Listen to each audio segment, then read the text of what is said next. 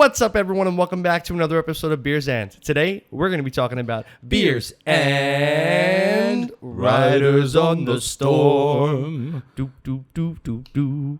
Into this house reborn. Boom, boom, boom, boom, boom, boom. Great song, by the way. Right? Do you remember the Snoop Dogg remix of it? I don't know what if this shirt tells you that I remember.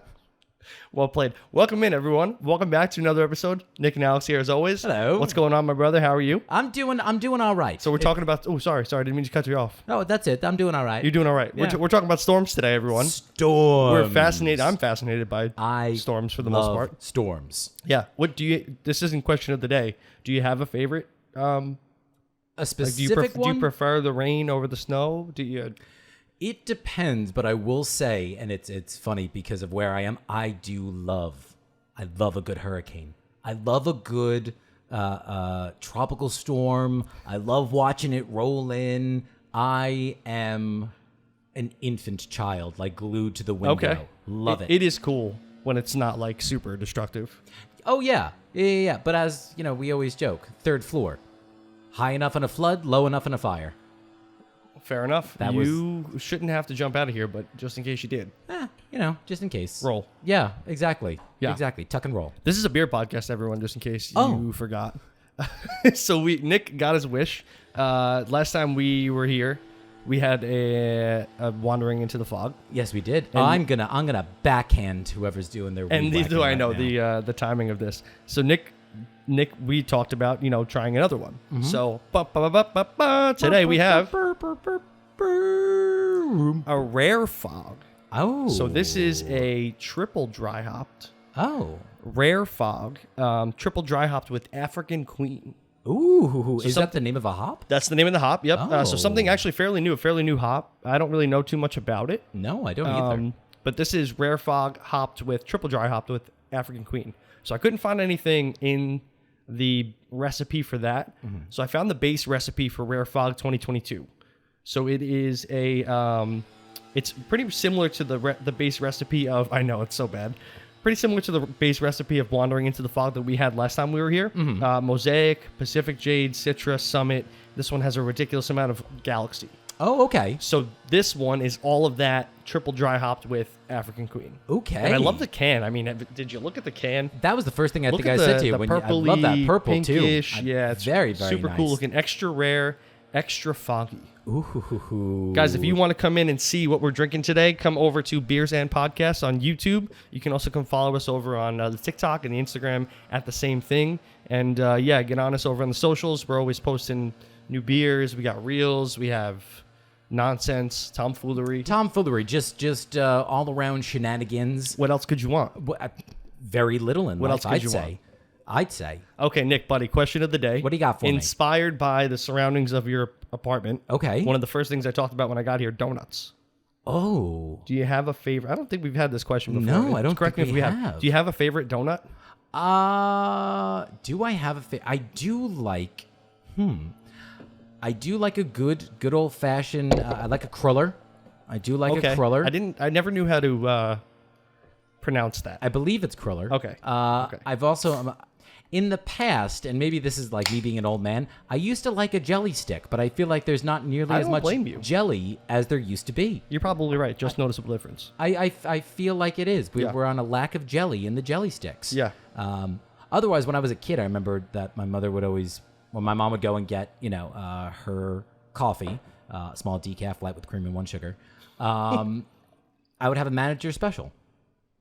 Which is the chocolate glazed with rainbow sprinkles. That was the manager special. Yes. Yeah. Yes. Otherwise, I'm always impressed also by the good blueberry. I like a good blueberry. Like a blueberry glazed. Yeah. Like a crunch kind of blueberry. Yeah, those are tasty. What do you go out of your way for? When I lived in Brooklyn, I was really young. There was a peanut butter and jelly donut at Dunkin' Donuts. I've never seen it other than that one time. Yeah, no. So for like regular donuts, I'm a sucker for jelly filled, but it's got to be like granulated sugar. Oh, yes, on the outside, not the powdered sugar. No, not the powdered sugar. No, I'm with you on that. I want it one. like kind of a little sticky if your hands are a little warm. Yes, a little sandy texture. Yes, when you crunch into it. Absolutely. This smells absolutely phenomenal.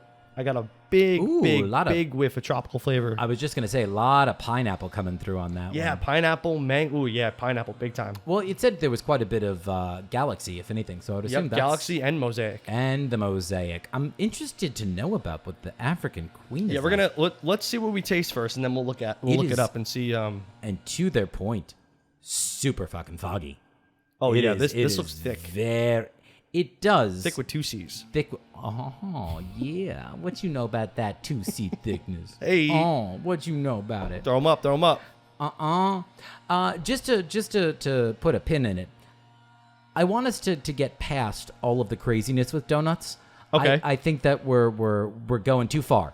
Okay. I don't want Fruity Pebbles on my my donuts. Do you remember when we were in Denver and we had Voodoo Donut, I was so like life-changing donuts? because it was legal out there at the time, where it is here now. I remember having consumed so much marijuana, Copious edibles, amounts. copious Some might amounts. say. I remember that I waited outside because I couldn't go in to Voodoo Donuts at all. I waited outside. Why? I was so afraid of walking in because I was like, I can't go. They're all gonna know. I do can't do it. vaguely remember Yeah, that. yeah. Now And that you bring it up, to this day, I still have the bumper man, sticker those donuts though. on my wall at work, which is probably inappropriate, but it said I got VD in Denver. I forgot about that. Yeah, there was one donut that sticks out in my mind all the time. It's the one that was grape flavored. It had Oh, like yes. grape dust on it. Oh, Yeah. man. Oh, there's something about when grape is done right. Oh yes, and you're a big fan of the grape too. Yeah, when grape's done right, like artificial grape, even if it's artificial. We're gonna have to go back to Denver, I guess. There's one in Denver, one in New Orleans, one in Key West, and also one in Portland, I believe. Oh, all right then. So Well, we don't we've have got- to go to Denver. We don't have to, but I'm not going to New Orleans. Fair enough. Cheers. Cheers.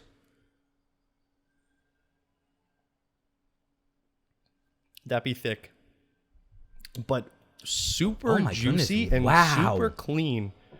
Considering, hold on, this is a 10.5% Hey. ABV IPA. That, boy. that is super tasty. Man, You took the juicy right out of my mouth yeah, before I can super get juicy. it. Because it's not on the top. On the sides, all of a sudden, the taste buds on the side of my tongue were just Yeah, weirdly. bam. Yeah. Yeah, Very like the back strange. and the side. Yeah, weirdly. I wasn't expecting it to be as thick, despite the 2 C's. It's got some it's got some body. Viscosity. Yep, it's got some body to it. So the triple dry hop, obviously, kind of amped up the not only the flavor profile but the mouthfeel of it. Wow. Yeah, That's fascinating. there's like a very profound dank pininess in the back of it after the at the juice, very, very, very, very. but it's end. not like unpleasant. No, because there's none of the bitterness that I was kind of expecting for it. Not overwhelmingly. No. No.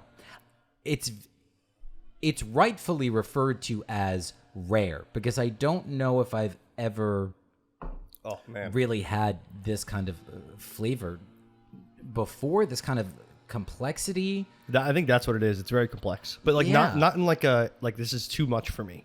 No, it's surprising. It's surprising how clean it actually More is. refined. It's on the refined side. I don't know if there's something I want more in it though. I wouldn't be opposed to more like a much more heavy tropical flavor because you think get it more in the nose so. than you do on the palate. Yeah, like most of what I'm getting is almost more apricot.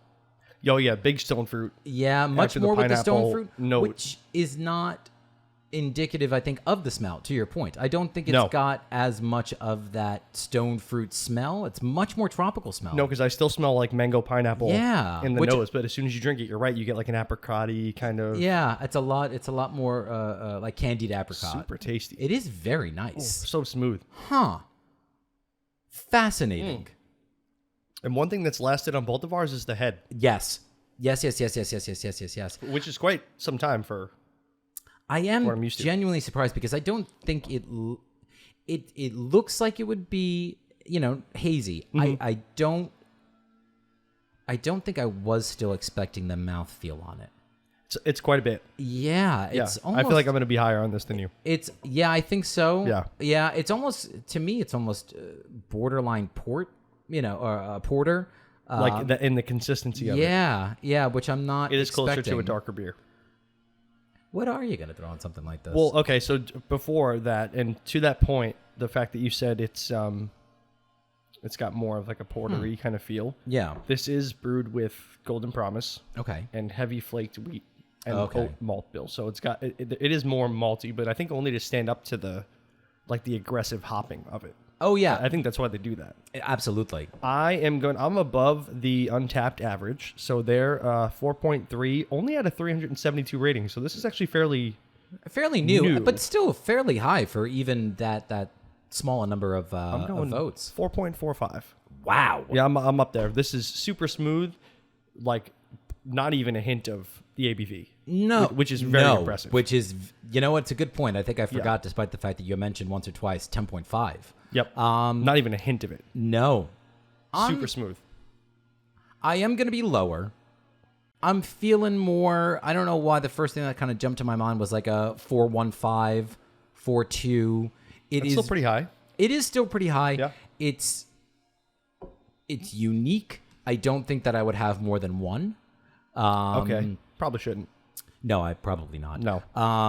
Like that stopped either one of us before. Nope. I don't know. I think it does go back to the lack of, I want it to almost be more pineapple, more orange, more clementine.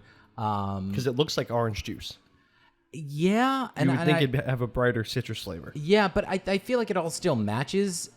It matches the can. It matches the title, you know, the name of it. Definitely. But again, I just find that the smell and the taste counter one another a little I bit more agree than with you. like. I would much prefer the nose to be the palate. Yes. And the other way around, I think. Right. I don't know why I keep cracking like a 13-year-old That's fine. It's that time. prepubescent boy today. It's that time of year. of the month. I don't know. All right, so I'm starting to document our scores because we did start the Untapped. I forgot to tell everyone to follow us on Untapped at Beers and Podcast. Oh, look at you go. Yeah. So Wonderful. we'll average. We'll start to average out. It's almost like we know what we're doing. We make it up as we go along. Yeah, I think but we're that's doing okay it. because we're in charge. So far, so good. Yeah. Right. Who are we going to answer to? Exactly. Would you care to kick us off with Storms? I hope hoping for something shocking. Sure. I will. Now, but the shocking part is, as I explained to Alex, that I lost on my notes. Yeah, but you know what? So we're going for a bit of a Reader's Digest Pish version posh, here. Nick. Pish posh. So as I had mentioned, I love hurricanes and tropical storms. Just the size, the magnitude of them. To me, they're fascinating. They're slow and lumbering. You said that almost. they lay siege on a place. Yeah, like tornadoes scare the living shit out of me. No, thank you. Yeah. I'll pass. A hurricane, I'm like, oh yeah, like So I'm gonna start here. This is a list from onlyinyourstate.com. So I've got a list here of the eight most severe hurricanes and tropical storms to ever hit New Jersey. I know what a few of them are going to be. Well, so one thing that I least will one. say right off the top, and I don't know why. So this year has already been very interesting in terms of the hurricane season. I think I told you once I am very well versed with the NOAA website. Strangely enough. Very strange. Sure. And I became super, I went down a rabbit hole not too long ago of literally all the hurricanes and all the tropical storms that ever hit New Jersey. Ever. And interestingly enough, technically, only one hurricane has ever actually hit New Jersey, like made direct landfall. And it's not the one you're thinking of. Okay. Because of the fact by the time Sandy hit, it was already downgraded to a tropical storm. So I feel like I do remember that. Yep. So technically, only one hurricane ever actually hit New Jersey. Not in our lifetime. No. I believe that it was back around, I want to say that it was 1939 or 1938. Okay, quite some time ago. Yes. However, we've got like I said, the top 8, if you will, deadliest ones. In New Jersey. In New Jersey. So beginning at number 8 is Hurricane Ida. All right. Hurricane Ida came and hit New Jersey actually last year in 2001, caused severe flooding, homes throughout the state submerged by water, and 27 people actually had Really? died as a result of Hurricane Ida. 2021 now that was. Correct. That was the one that last year, again, I was like glued to. Like you were ready for it. Oh, absolutely. And you're in a perfect place to storm watch. I am and I'm not, because the fact is that usually the wind will come in off the water. So what happens is that when oh no, that's the ocean. That's baby. the ocean, right? Well, what I was going to say is that the problem is that the rain blows into the windows. So when like rain like gathers on like a screen, how you can't see outside. Yeah. That's what it would be. So like I would have the windows open. God love him. Nick would be like, shut the fucking window. like, but why? I can't see. He's like, you'll live. Number 7 is Sandy, in fact. Wow. Part of the reason why we also, decided to kind of do this. I was going to bring that up. Thank you. Yep. This episode, we are just about coming up on the 10-year anniversary of Sandy. It'll be from today, maybe a month and a half ish. This goes live on the 13th of September. The 10-year anniversary is End of October, 30th, right? I believe 29th, 30th. So it was by far the deadliest storm. 37 people had died in Sandy. Battered the state, caused $36 billion. It's insane. Worth of damage. And again, many folks went without power. We were very long time. many of those folks. I remember vividly walking the streets like after the storm had subsided in Union Beach, and there were like front doors. In the street. Yep. From the houses. It was terrible. Yeah. So at number 6 was Hurricane Felix. Hurricane Felix that was recent too. 95. Okay. Yep. Struck New Jersey, caused 5 people, unfortunately, had drowned. And at one point, about 150 people had to be rescued from Cape May after the hurricane actually struck. Oh, shoot. Yep. At number 5 was Hurricane Connie. 6 people had perished. This storm hit in 1955. And unfortunately, these folks, it was either drowning or a traffic accident. And one of them was actually by electrocution. Wow. Had gone and like touched a down power line and had been electrocuted. Number 4 was Hurricane Floyd. That came in 99. 7 people were lost, 6 by drowning. Widespread flooding and damage. Started off as a Hurricane 2, Category 2 hurricane. Back in 2011, you remember Hurricane Irene? Yep. That killed 7 in the state, caused about $1 billion worth of damage, flooding for days and days on end. That was a rough one.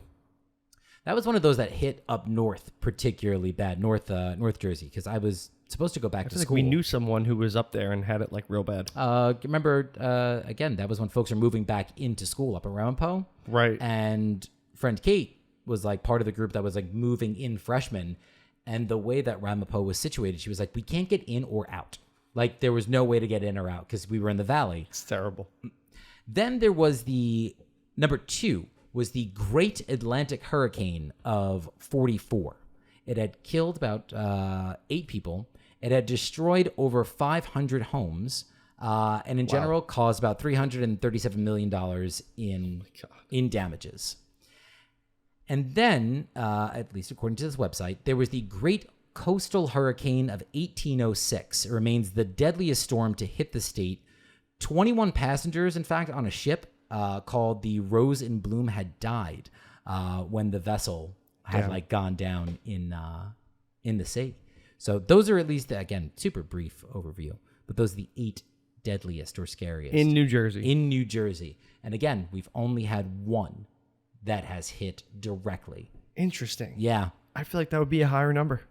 I thought it was too. Yeah. Like when I had read Big it, time. I was like, wait a second. I was like, but Sandy did. And then I saw it. But it was a tropical storm. Sandy was not a hurricane by the time. We usually get them when they're tropical storms. That is what happens. Generally speaking, yeah. Yes. They come like kicking up the coast, hit the Carolinas a little bit. It's really interesting because of the number of storms that I did, again, went through all of them. But the number of ones that had been initially forecast to directly hit Jersey, and at the very last minute, they would switch. They miss us, right? It's so weird. I think that part of it does have to do with like the position of like Long Island and the fact that like Long Island It, like, juts out breaks the storm. Yeah, like juts out the way that it does. Very good, very well could. Mm-hmm. All right, so you kind of touched on this before, like you're like in awe of the storm, and usually it's, I think, for me anyway, like a sound thing. You know, like it's very satiating to. Oh yeah. It's like watch a storm and like, and I almost prefer like when it's raining, like sideways, like sheets of rain really? Pounding against the surface, because it kind of reminds me of like a waterfall. Oh, okay. And I really find that like soothing. Yeah. And it's actually like brown noise. I don't know if are you familiar with brown noise? Of course. Okay, so there's like white noise, brown noise, black noise, pink noise, blue noise, gray noise. Yeah. And I think another one. But brown, I've actually started to use brown noise to like meditate too. Oh, really? And that's what, man, it like, my mind is hushed. Really? Oh yeah, it sounds like you're sitting in a waterfall. Okay. It's very relaxing. Interesting. Yeah, it's very relaxing. But like that's what I'm getting at here is like it's relaxing. The sound of storms, thunder, lightning, rain, it's all relaxing. So like lightning and thunder have always fascinated me, even when I was little. Oh, yeah. It's just like a really cool phenomena. So we talk about them synonymously, and for a good reason, because thunder is caused by lightning. So like, I didn't know that. You didn't? I don't think I did. No. Really? Yeah. Oh, okay. Well, you're about Why to don't you learn. just call me an idiot? You're about to learn, buddy. It's okay. So thunder is caused by lightning. So lightning, when it discharges in the air. So when it does that, right? I know. Hysterical mouthfeel. When it does that, it superheats the surrounding air pocket, and the temperatures, crazy enough, can reach up to 54,000 degrees Fahrenheit. Jesus. In that air pocket where the lightning starts to form. So the expedited heating causes the air to expand explosively fast, creating a shock wave that we hear as a booming sound. Huh. And that's really all it is, just the expansion of air. But it know happens so fast. Huh. The only difference is that we see before we hear. Because light travels faster than sound. Of course. So you usually, what's the rule? Every 10 seconds? I think you're supposed to. I thought the when you see the flash, you count. Like you would count, and however many seconds it was how far away. Yeah, mileage. Yes. The storm actually was, or the center of the storm, if you will. So way up in the clouds, so the ice crystals. So I don't know if you knew this either, but like I said it to someone else and they were blown away. All precipitation starts as ice. Oh yeah, because it's so cold up there. Right. Okay, correct. So the ice crystals in the cloud, they flow and crash into each other during thunderstorms. So that's what causes the friction and the exchange of electrons. Oh. So as they collide, some become positively charged and some become negatively charged. Huh. This is what causes that. So then, because opposites attract, the positively charged particles of the ground attract the negatively charged particles up in the air. And that like instant is actually, so lightning comes up from the ground. From the ground. That one I do know, yes. I forgot that. We learned that when we were young. Yeah. But I'm not smarter than a fifth grader, so I forgot. Hey, you knew more than I did already. Well, it's always kind of fascinated me. So the bottom of the cloud wants to pull itself towards the positively charged ground, like I said. So once that negative charge gets large enough, it's called a stepped leader. Okay. And it rushes from the ground towards the clouds. The opposites attract, like I said before, right? So those positively charged particles come flying up to meet the stepped leader. When they meet, it's known as the return stroke, and that's actually what we see. Huh. The lightning strike that comes down, and it sounds a little dirty, but I don't make the rules. That's fine. I'm okay with it. Listen, you're talking about ice crystals discharging and strokes, and they got to come together. I thought this was a family-friendly show. I don't know. I don't know what anymore. made you think that. Definitely not the rating. No, not at all. I put that little E on all of our uploads. Yeah, as we should not. I implore you to look into brown noise. I think I'm familiar with it because I know that some of that they call them white noise machines, but I think that the white noise machines are generally more brown or gray noise. So I didn't know this, but white noise is just all frequencies at one volume. Oh yeah. So like white noise is like when your TV is like goes scan like shh. Yes. That's like white noise. But it sounds screechy to us because we perceive higher frequencies as louder. Right. Right. So brown noise, they boost the bass, Oh. which is how it's just white noise with boosted bass. Huh. I've done some of that like noises It's before nice. in the past. I love that kind of stuff. It's very relaxing. So one of the other things that I had looked into naturally, because I was thinking about, I was like, okay, storms, what kind of crazy kind of storms are there? And immediately I thought to myself, it's raining men, because Hallelujah. the hallelujah. Oh God. I know. Yes. I love this. I didn't even realize that. So interesting. This is what happens when you delete your notes and you have to go back to your other source, Wikipedia. So It's Raining Men was released on September 10th. So a couple days ago. The anniversary. Just about 40 years ago in 1982. Wow. So it was released September 10th, 1982, by the Weather Girls. Was the name of technically the original name of the two. Great. Well, they kind of named themselves that for the song itself. Before that, they were, God love them, two gals that knew how to have a fun time. They were referred to as 2 Tons of Fun, because they're For real. That was their original name. Oh yes, they're bigger. They're bigger girls. They're bigger, Sure. Individuals. Great name. Oh, phenomenal name. 2 Tons of Fun. So it was a #1 dance hit here in the States. It had actually reached the top 10 in a number of countries. It came in as one of the greatest songs of the 80s. It came in as the top greatest song of the 2000s decade. It had won the nomination for the best R&B performance by a duo or a group with vocals. It's so iconic. Oh, it's so iconic. Well, so what's interesting is that it was written by Paul Jabara and Paul Schaefer. You know Paul Schaefer? Probably. You do. Paul Schaefer was the band leader for The Late Show with David Letterman. The bald guy? Paul Schaefer. Maybe I saw it. We'll look him Paul up. Schaefer. Oh, yeah. You know Paul Schaefer. Okay. Yeah, you look him up, and he's going to have believe it. glasses. Paul Schaefer. Oh, yeah, I know who that is. Yeah. Yeah. Okay. He's got a tie. Whatever. He's Canadian. He is very Canadian. Quite. I'm sorry. I think I just coughed at you. It's cool. I Picture love, in my head. I love to expose I'm myself to so extra sorry. flora. It's not mine. It's okay. That was terribly rude. I'd say I cut it in post, but Is it flora or fauna? either one, just phlegma. Phlegma. It sounds appropriate. So what's interesting is that the two of them had wrote the song over the course of just one afternoon in 1979. Somehow those are the best songs. They have Anyway, to be. Yeah. Well, they wrote it initially for Donna Summer because they had written Last Dance for her. Oh, interesting. Which is, I'm sorry. And I know you just got married. And I know that my cousin just got married. You didn't hear it at my wedding. I know I didn't. I didn't hear it at my cousin's wedding either. And frankly, as far as I'm concerned, that needs to be the last It's a dying wedding song. It needs to be the last song. I can see why you would say that. Because I am a 65-year-old woman. My wife will tell you At a that it wedding? can't be shout. I fucking hate shout. So does she. Yeah, I'll give her credit on that one. Okay. So what was interesting, so like I said, they wrote it for her. However, at the time, Donna Summer had recently become like a born-again Christian and had referred to the song as like blasphemous, quote-unquote blasphemous.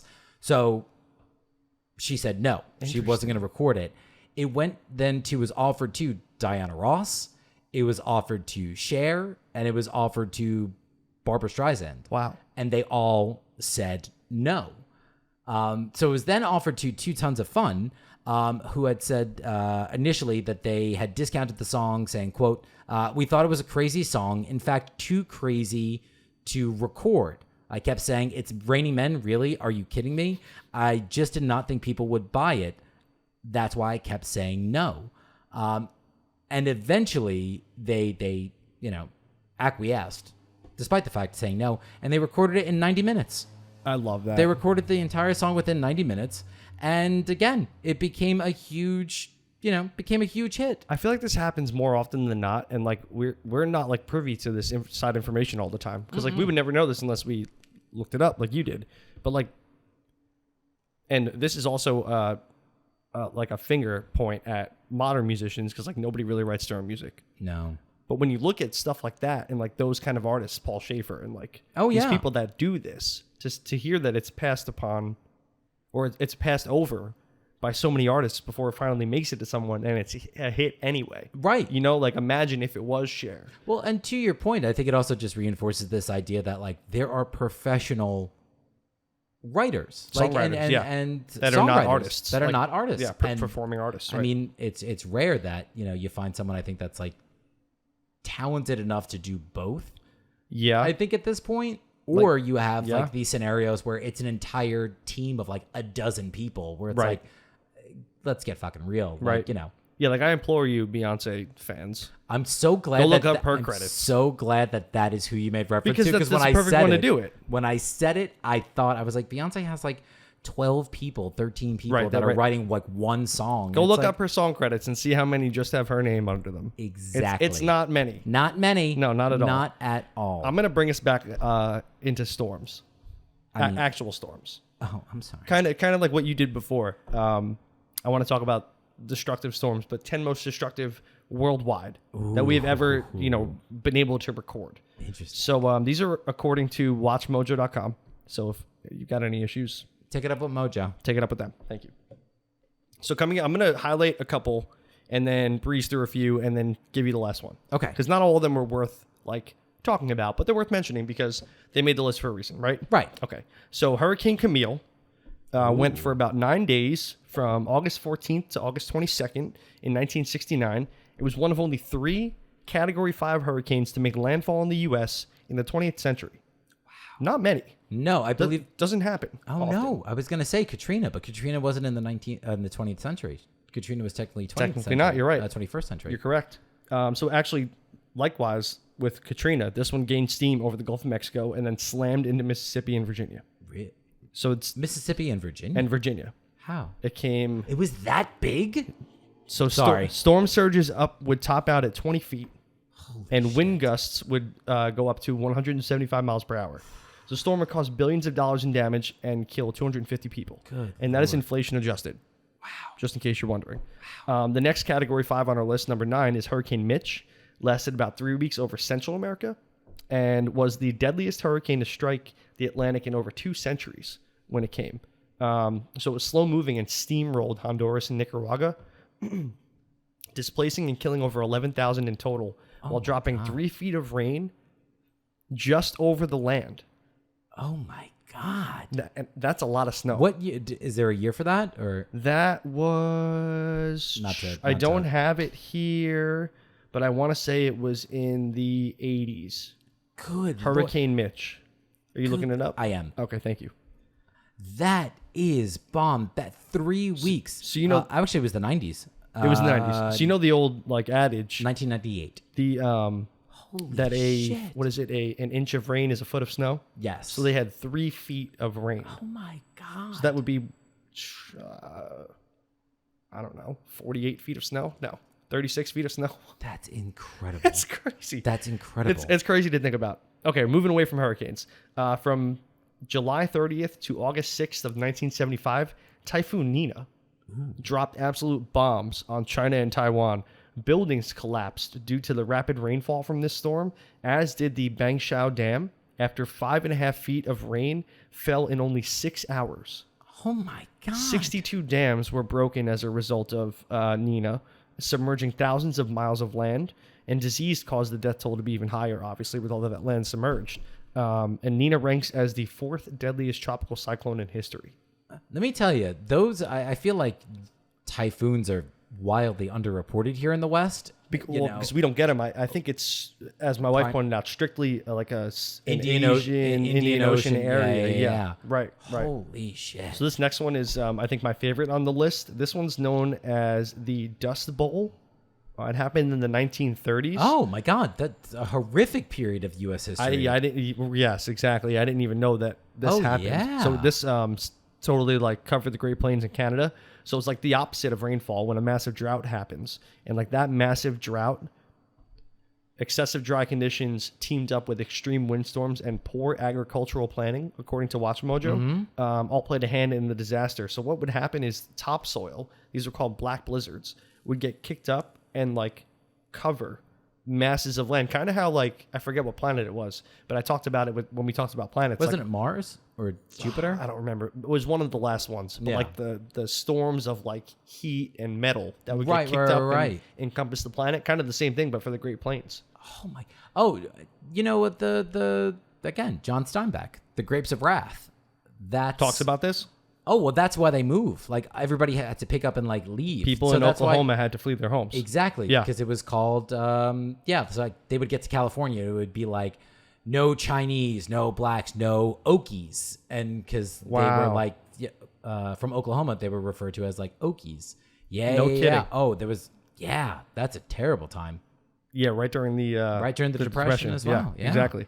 So also on this list, coming in at number 6 is Hurricane Katrina, something we fondly remember. Totally decimated the Gulf area. New Orleans was particularly hit hard.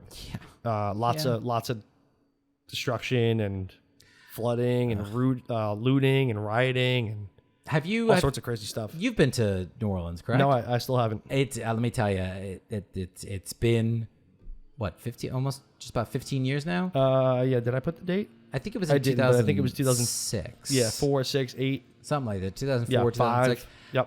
Let me tell you, unfortunately, you still drive through parts of And it's still- New Orleans. yeah, and hasn't recovered, right? No, not at No. all. Not Well, at all. They were like, that was one of the storms that like the government got lashed back from because of their response time. Or, yeah. like, lack thereof, I should say. oh, yeah. Yeah, Oof. big time. Terrible. Okay, so I'm going to rifle off a couple. We have the Bola cyclone during the 70s. This was the deadliest cyclone on record, causing nearly 500K in deaths. Oh, my. 500,000? From the Bola cyclone, yeah. Oh, my God. The Iran blizzard took place in early February of 1972. This is crazy. Iran saw nearly 10 feet of snow in about a week's time. And after a brief 24-hour delay, snow stopped. Blizzarding resumed, and they were poured on again. So they got like 10 feet. It stopped for a day, and then it kept going for another few days. Mother Nature will fuck your day. Not to be trifled with. We have number 3 on the list. We go all the way back to 1925 Okay. for the tri-state tornado, not the tri-state you're thinking of. This caused $2 billion inflation adjusted in damage over 200 miles and is known for its high speed and power. I believe that was Texas, Missouri, and I believe Oklahoma as well. Oklahoma, yeah. If anybody's ever like interested in that, a couple, I'm going to say maybe like within the past like 10, 15 episodes, My Favorite Murder, one of my favorite podcasts. I believe that Karen had done that story. It quite literally, like there are certain towns that entire families were completely written off just from like decimated. history. Oh yeah. Yeah. Oh God. Crazy. That was, I think, before they actually, it was also like, that's what set the precedent for like a warning system, because beforehand, like they really didn't have much of a warning system for tornadoes. Interesting. Yeah. All right, so I wonder if that takes place of number 1 on the list. But first, number 2 Okay. is a second Bangladesh reference, which I didn't Ooh. think we were going to get. So it just like goes to show you that Bangladesh has Whoever had a second Bangladesh on their bingo card, go ahead and tick that off. pretty poor luck when it comes to superstorms. Yeah. Bangladesh. But this one was a tornado of 1989, the Bangladesh tornado. And this, over a 50-mile path, totally destroyed towns and cities. I mean, completely destroyed. Like knocked down, totally leveled, nothing left. And this was in 89. It's like not too long ago. Yeah. And then number 1, although there were honorable mentions, go ahead. I was going to say, can I guess? Sure. Yeah, I'm just going to guess. Okay, go well, for I want a quick question first. Yeah, Is it in the States? it is. Is it the Joplin? Like Joplin, Missouri? No. Okay. No, it is the, honorable mention was Hurricane Sandy. Oh, really? On the list, yep. Okay. Number 1 was all the way back at the turn of the century in 1900, Galveston, Texas. Oh my God. So the Great yes. Galveston Hurricane. So this is something I didn't know too much about. Yes. The city of Galveston apparently was a massive tourist spot in Texas. So when the hurricane ripped through Category 4, it was full of Yeah. people who were there touristing. And apparently another one where kind of like people relax with the response and with the severity of it through like generally dismissive reports about the storm's intensity and severity. It racked up 6,000 to 12,000 casualties because nobody responded to it because the reports were like seemingly not serious. I got to tell you, and I mean, not to be that guy, maybe because we also haven't like actually legitimately experienced it here ever. You give me an evacuation order, I'm gonna pack what I can and get out. Yeah, like fast too. I would rather you be wrong than me be wrong. Stick around and be like, needing, I'm fine. Needing to be like rescued or something like that. Like God forbid. Yeah, we don't want that. Holy shit. And the Galveston hurricane, inflation adjusted, caused about $600 million worth of damage. And that was just in like one town. If I'm not mistaken, I want to say that was a hurricane where like they were finding, I believe it was Galveston, where they were finding like train cars miles and miles and miles away from like where they were supposed to be, just picked up and just completely, flung around. Mother Nature is scary, dude. Yeah, dude. And I love it. And I love the destruction. It's terrible to say, but like, not to deviate too far, but like, I don't know if you've seen most recently, maybe about 2 weeks ago, like there's flooding in Pakistan. Yes. Like 60% of like the population has been like disrupted as a result. Like like a third of the country is like underwater, and you're just watching these massive, massive buildings just crumble and collapse. It's petrifying, but like, it's like one of those things you can't look away. You can't. Yeah. You can't. That's why I still think that we live in the best place that you possibly can. You know what we hope you can't look away from? Us. Yes, that's These right. Beautiful faces. We said it. There Come you back, go. hang out with us on the next one. Yeah, I'll be here. We'll be back. We'll be back with a microbrew. Check out those. Yes. Come check us out for the next long form, guys. We'll see you guys next time. Be well, be good, stay boozy. Goodbye.